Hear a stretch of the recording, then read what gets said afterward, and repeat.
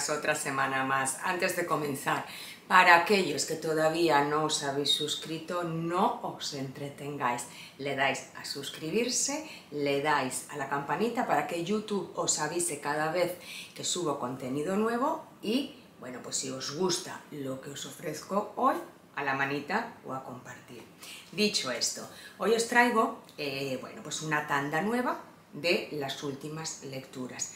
Pero además anuncié que iba a abrir bueno, pues un apartado con relecturas, una especie de ciclo con aquellas lecturas que en su momento me impactaron, me marcaron y de las que sé que puedo extraer todavía mucho más. He decidido volver a leerlas. Os expliqué que mi primera relectura iba a ser Los recuerdos del porvenir, de Elena Garro, porque, bueno, los que seguís el canal sabéis, bueno, pues cuánto he hablado de esta obra, cuánto me fascinó en su momento y, bueno, pues pensé que ahora, un tiempo después y con otra mirada, podía aportarme muchísimo más. Así lo he hecho y hoy voy a empezar el vídeo con la primera relectura y luego realizaré, bueno, pues el resumen de las últimas lecturas. Esto no va a ser así, habitualmente haré en los próximos vídeos el resumen de las últimas lecturas y al final, bueno, pues dedicaré un espacio para la relectura correspondiente. Dicho esto, empiezo con esta maravilla. Ya en su momento expliqué, bueno, pues la vida tormentosa de Elena Garro. Ella, Elena Delfina Garro Navarro, nació en el año 1916, fue una autora mexicana y murió en el año 1998, fue guionista, periodista y escritora. Se la relacionó en su momento, se la relaciona con el realismo mágico, con esta corriente latinoamericana. Sin embargo, ella siempre rechazó esta etiqueta por parecerle comercial, impostada, por no sentirse ella cómoda bueno, bajo esta etiqueta, bajo este enunciado. Ella esquivaba cualquier encasillamiento y, en mi opinión, bien que hacía. Estuvo casada con el escritor Octavio Paz, su matrimonio fue tormentoso y de él nació su única hija, Laura Elena. Bien, no voy a entrar en la vida personal de Elena Garro, que sí es muy interesante, quizás entre cuando traiga la reseña de un ensayo que he leído recientemente sobre la vida de esta autora, escrita por dos escritoras brillantes.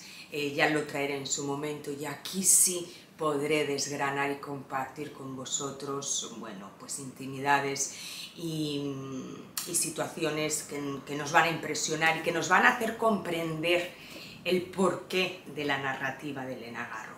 Bueno, pero hoy no es el momento, hoy vamos a hablar de Los recuerdos del porvenir. Voy a hacer una breve pincelada de quién fue Elena Garro. Como digo, el matrimonio fue tormentoso, Octavio Paz tuvo celos profesionales, no permitió que su mujer se le reconociera como profesional. De hecho, ella en vida no fue reconocida como merecía. Y bueno, pues esto llevó a un tira y afloja eterno entre el matrimonio y así pusieron fin a sus días. Bien, Los recuerdos del porvenir, que es lo que me interesa, bueno, pues es una novela ambientada en el pueblo de Ixtepec. Es un pueblo imaginario, aunque sí que está comprobado, bueno, pues que es ese pueblo inventado que recrea el pueblo de la infancia de Elena Garro. Ese pueblo está cargado de injusticias, de abusos de poder bajo el control del general Rosas. Los habitantes viven pues, en una amenaza constante y con ese miedo dentro del cuerpo. Construye un mundo en el cual desaparecen las fronteras entre la realidad y la ilusión, sin ningún sin que en ningún momento el lector nos veamos estirados de una forma abrupta o sintamos que hay algo que rechina, algo que no encaja. Es una armonía perfecta. Y Garro en estas páginas nos cuenta la historia de los hermanos Moncada. Ellos son tres, son Nicolás, Isabel y Juan. Nos cuenta el episodio sangriento de la guerra cristera, lo que afecta a los habitantes. Las mujeres también tienen su espacio en esta historia, sufre doblemente, bueno, pues por la presión social y doblemente, insisto, porque aparecen bajo el yugo del tirano, del macho déspota, y lo recrea fabulosamente bien, con maestría, hace hincapié en esa desigualdad de género, en esa violencia doméstica, los feminicidios y la violación como arma de reprimir y de humillar, de mutilar a la mujer. Es una historia, Los recuerdos del porvenir, insisto, para aquellos que todavía no la hayáis leído, por favor, hacedlo, porque es una bellísima historia, es una historia redonda, valiente, es una historia comprometida con los problemas de su tiempo, que eran muchos en México en esa época, con una construcción muy original, donde se vislumbra a una autora evidentemente inteligente, atrevida y capaz de abordar asuntos dificilísimos sin perder la elegancia y la armonía que caracterizan la escritura de Elena Garro. El espacio y el tiempo, esto es algo que no lo he encontrado en ninguna otra narradora o narrador. El espacio y el tiempo cobran tanta importancia que al final el lector lo siente como un personaje más. Al final el lector siente que anda subyugado a la voluntad de ese tiempo y de ese espacio que la autora maneja a su capricho. Es tal el delirio, es tal, insisto, la magia que nos regala Elena Garro, utilizando estos dos factores en la narración, espacio y tiempo, que nos hace recorrer en volandas Ixtepec, nos hace ver por las ventanas de cada vivienda la intimidad y las vidas de sus habitantes. Es pura delicia. Además, hablando y acudiendo a sus habitantes, todos los personajes de Los recuerdos del porvenir tienen alma. Es decir, es imposible hablar de personajes principales y personajes secundarios porque todos toman importancia. La autora es capaz de dar con su varita mágica, con su varita cargada de palabras perfectamente construidas, y la autora convierte a esos personajes en personajes creíbles, en personajes reales, en personajes profundos. Es auténticamente maravilloso. Aparecen, fijaros qué diversidad. Aparecen militares, aparecen prostitutas, aparecen padres, aparecen hijos, aparece incluso un loco. Es un personaje entrañable y del que terminaremos queriéndolo, deseando proteger. Y cada uno de estos personajes tan diferentes entre sí mantienen un equilibrio perfecto, ninguno se apodera del otro, guardan un peso probablemente idéntico y el lector siente que quiere saber más de cada uno de ellos. Cuando la autora a lo largo de la narración pasa de uno a otro con una habilidad maestra, te da igual, porque te interesa todo, te interesa cualquier cambio, cualquier experiencia, cualquier anécdota de cada uno. No existe preferencia como lector porque realiza un grandísimo trabajo esta autora. Es maravilloso. Son un conjunto cada uno de ellos, además de símbolos. Están enmascarados en los personajes, pero son símbolos interpretando el teatro, ese teatro que tanto amaba Elena Garro y que ha sabido dirigir a la perfección. ¿De qué me ha servido esta relectura? Pues me ha servido relectura, aclaro, en su momento cuando yo leí Los recuerdos del porvenir, ya hice una relectura. ¿Por qué? Porque Los recuerdos del porvenir no la leí de tirón. Yo leía, volvía atrás, volvía a leer. Es decir, ya en primera instancia leí y releí. Y ahora he vuelto a realizar una relectura completa. ¿De qué me ha servido? Bueno, pues para confirmar y disfrutar de ese narrador certero y original, que es el pueblo de Ixtepec. Me ha servido para disfrutar de ese juego maestro con el tiempo. También me ha servido para confirmar nuevamente los diálogos inteligentes y verdaderos que realiza la autora.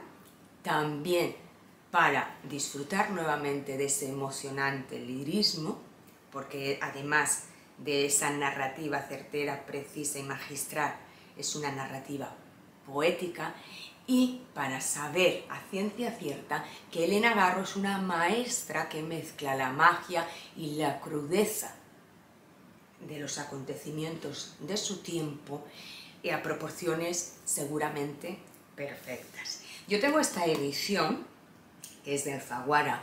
Está la obra en sí, dividida en dos partes, primera parte y segunda parte, pero además hay una especie de reseña express o de breve epílogo realizado en primer término por Gabriela Cabezón Cámara, después Isabel Mellado toma la palabra, le sigue Lara Moreno, Guadalupe Nettel y Carolina Sanín. Os recomiendo mucho esta edición, no sé si la podéis encontrar en otras ediciones, no me he entretenido en averiguar, pero esta a mí me gusta muchísimo y bueno, os animo a que aquellos que no habéis leído esta historia fabulosa, esta historia que para mí es un clásico, para mí es una obra temporal y para mí es una historia, es una forma de construir narrativa que no nos la podemos perder, de verdad. Ahora sí, paso con las últimas lecturas realizadas y voy a hablaros de una autora de la que no había leído absolutamente nada. Este ha sido mi primer contacto y estoy hablando de Katia Adawi. Es bueno, pues una escritora nacida en Perú en el año 1977 y que elegí, Geografía de la Oscuridad. Bien, esto es un libro de relatos engarzado en un mundo yermo de relaciones confusas con una extraña comunicación. Las relaciones que aparecen en estas narraciones, los relatos, tienen como núcleo conductor la relación entre padres e hijos. La prosa, en mi opinión, es extremadamente contenida, incluso encriptada, motivo por el cual en ocasiones me resultó imposible sintonizar con la historia o con el mensaje de la autora. El estilo me resultó desconcertante, frases muy cortas, probablemente dispersas en algunos momentos. Sin embargo, ¿qué me ha ocurrido con Katia Adawi? Pues me ha ocurrido que me quedo con ganas de leer más, de leer otras historias y de conseguir el mensaje de esta autora. ¿Por qué? Porque he percibido en todo momento que en su prosa existe emoción, y sabéis, como bien sabéis, eso me provoca y me gusta, y porque como intuyo que hay tanto derramado en su narrativa, intuyo esa emoción que no soy capaz, a la que no soy capaz de llegar, sé que si soy capaz de saltar esta barrera, voy a disfrutarla. Sé que es una escritora que puedo disfrutar. Entonces, a pesar de que Geografía de la Oscuridad no haya sido una obra, un conjunto de relatos, en este caso, que me haya marcado, que me haya hecho soñar, experimentar, disfrutar, porque no he conseguido entrar en el mundo de la autora, sé, o como poco lo voy a intentar, que voy a seguir buscando obras de Katia Adawi y a ver si soy capaz de entender su narrativa. No sé si vosotros habéis leído Geografía de la Oscuridad, no sé si habéis leído otras obras de la autora. Si así es, aconsejarme, decidme por dónde podría continuar, si tiene alguna obra más accesible, en fin, en vuestras manos me quedo. Siguiente lectura que realicé, bueno, pues es de una autora de la que ya había leído hace un par de años o tres una de sus novelas. Estoy hablando de Fernanda Trías. En su momento yo leí Mugre Rosa. He continuado por su novela La azotea, es una novela muy breve, escrita con anterioridad, es decir, fue escrita antes que Mugre Rosa, y yo guardaba el recuerdo de Mugre Rosa pues como una narración extraña, una narración atosigante, de la que disfruté echándome al hombro sensaciones raras e inasibles de un mundo asolado por la ausencia de esperanza. Y fue la sensación que guardé de Mugre Rosa. Por el nombre, La azotea, intuía que, bueno, pues también íbamos a continuar en ese mundo claustrofóbico, asfixiante de Fernanda Trías. Y bueno, confirmé mis sospechas. Aquí en La azotea se repite nuevamente este escenario claustrofóbico, delirante. Insisto, una narración sumamente breve, un escenario claustrofóbico indeseable, un delirio molesto que la autora carga en Clara, que es la protagonista, una mujer gestante y recluida junto a su padre en una vivienda alta, en una azotea, temiendo los peligros del mundo exterior. Y eso nos lo transmite, y así lo sentimos como lectores. Y una, bueno, pues que lo pasa hasta mal. Es una narración íntima, es una narración paranoica donde el lector acompaña las cavilaciones de Clara, que nos impregna de inseguridades y extrañezas. Es un texto que yo recomiendo, La azotea, es un texto de desasosegante encanto, muy parecido, insisto, a lo que ya había leído de Fernanda Trías en Mugre Rosa. Y bueno, pues La azotea, en mi caso, la leí rápido, sin grandes trabas, y bueno, repito, es una obra que recomiendo desde aquí. Y siguiente lectura que también realicé, de la misma autora, La ciudad invencible, también de Fernanda Trías. No sé si he dicho que Fernanda Trías es una autora uruguaya nacida en el año 1976.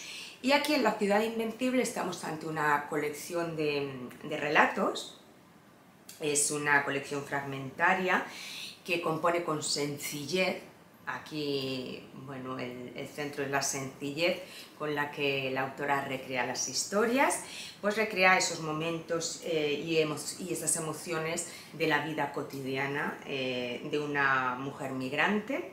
El entorno es Buenos Aires, la protagonista quizás ella misma, y en estas historias, o en esta historia fragmentaria, cualquier asunto es pasajero. Aquí la autora engatusa con cierta sutileza desoladora que se filtra en el lector haciéndose ella la desentendida, y al tiempo, cuando concluyes, reparas en su profundo mensaje. También es una narración recomendable, también es una narración breve, que para estos días de calor sofocante que estamos viviendo aquí en esta parte del mundo, pues vienen genial porque las cosas ligeras son las que apetecen en este momento. Y otra lectura que realicé de Irene Solà, una autora que comenté que había leído varias de sus obras. Canto yo y la montaña baila me fascinó, Los diques me gustó y inmediatamente adquirí Te di ojos y miraste las tinieblas. ¿Y qué me ha pasado, qué me pasó con esta historia? Pues que comencé a leerla con máximo entusiasmo, esperando pues esas grandes imágenes que me había regalado la autora en sus obras anteriores, esperando ese cúmulo de emociones, de desgarros, de historias, de humanidad. Y lo que me encontré en Te di ojos y miraste las tinieblas fue una especie de esperpento, una especie de una saca donde echaba personajes del folclore catalán, de la mitología, pero todo sin guardar armonía, sin guardar sentido, completamente hueco, y fui incapaz, iba a decir de terminar, no, fui incapaz de llegar siquiera a la mitad de la narración, y no es una narración extensa. Desencanto y chafón total, ahí está el libro, porque además lo adquirí en físico, y en fin, no es algo definitivo ni determinante, ni volveré a intentar esta lectura en otro momento, pero realmente me ha parecido, como digo, un auténtico esperpento de narración, sin pies, sin cabeza, sin armonía. No sé si alguno habéis leído esta obra, esta novela de Irene Solà, si os ha gustado, qué os ha parecido, si alguno de vosotros lo habéis leído, porque yo me quedé completamente desolada, o sea, no sabía absolutamente cómo hilar nada de esta narración, y mirad que le puse interés, que tenía ganas y que me resistí a abandonarla y quedarme con ese mal sabor de boca, pero bueno, al final fue lo que ocurrió, y creo que lo más sano fue cerrar el libro y dejarlo ahí. Bueno, os he traído 4 de las últimas lecturas. La primera relectura de este nuevo ciclo que he abierto, y pronto os diré el título de la siguiente relectura. Una pista: es un auténtico clásico de la literatura, el autor es hombre, y lo leí hace muchos años, muchos años, lo tengo en mi librería desde aquel tiempo, y estoy deseando echarle el guante y comenzar, porque en su momento, y estoy hablando en mi época de adolescente, me impresionó y me marcó. Imaginaros ahora ya a mi edad. Bueno, sin más, gracias por estar ahí. Me despido, como siempre, besos y abrazos.